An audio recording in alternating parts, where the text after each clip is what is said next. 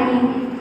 जिस भाषा में प्रेम पिता का मातृहृदय का ममता है, जिस भाषा में अद्भुत भाव भरने की क्षमता है, और जो भाषा अभी अखिल विश्व में बोली समझी जाती है, वह भारत की जनप्रिय भाषा माँ हिंदी कहलाती है। हर एक देश की पहचान उस देश की भाषा और संस्कृति से होती है। हिंदी हमारी पहचान और गर्व की भाषा है। यह केवल बोलचाल का माध्यम नहीं, बल्कि हमारे देश की परंपरा और संस्कृति और एकता का प्रतीक है। भारत जैसे विविधता से भरे देश में हिंदी हमें एकता के सूत्र में बांधती है। 14 सितंबर 1949 के संविधान सभा ने हिंदी को भारत की राजभाषा का दर्जा दिया।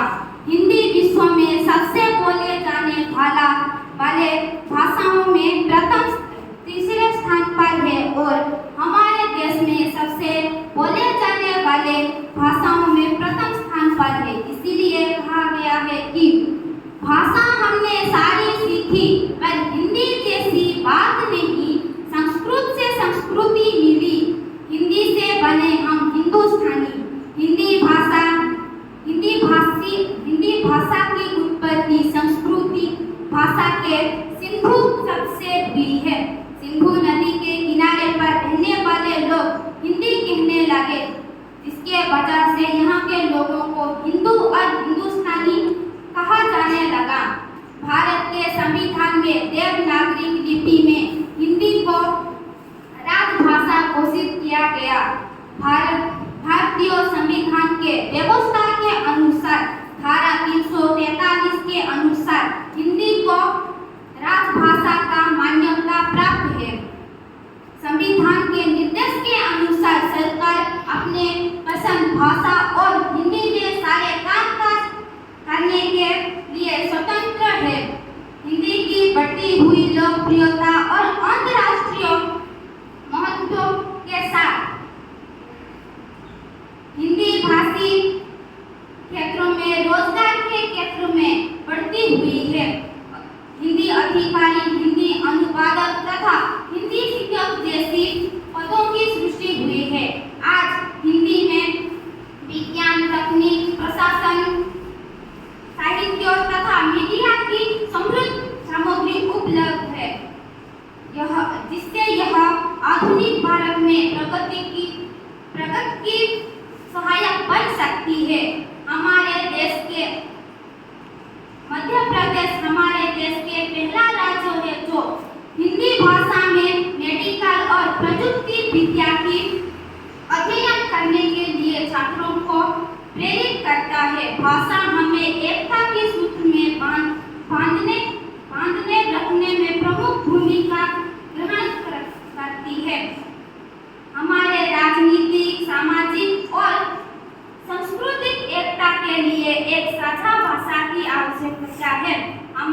हिंदी हमारे देश में अधिक बोले जाने वाले भाषा है और सबको एकत्र करने की क्षमता रखती है। हिंदी हमारे देश में सबसे ज्यादा लोकप्रिय भाषा होने के साथ अधिकांश लोगों की मातृभाषा है। हमारे देश के स्वाधीनता आंदोलन में समग्र देश के जनता को एकजुट करने में भी हिंदी की प्रमुख भूमिका है।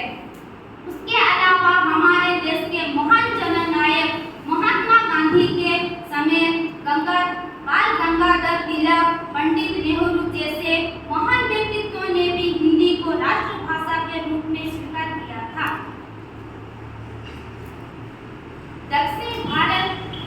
दक्षिण भारत तथा पूर्वोत्तर क्षेत्र में हिंदी की स्वीकृति स्तर कम है। यहाँ के लोग अपने मातृभाषा और अंग्रेजी को ज्यादा प्राथमिकता देते हैं। हमारे देश में लगभग 22 अनुसूचित भाषाएं और अनेक क्षेत्रीय बोलियां हैं। एक अखंड भारत गठन के लिए समानता और सम्मान की आवश्यकता है।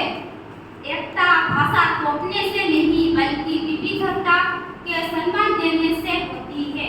भारत में किसी एक भाषा को राष्ट्र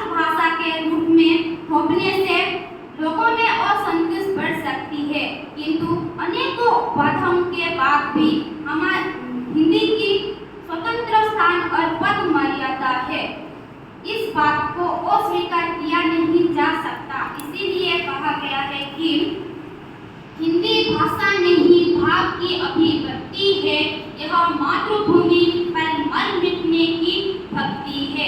इसी के साथ में अपनी अभिभाषण समाप्ति करते हुए आप सभी को हिंदी दिवस की ढेरों शुभकामनाएं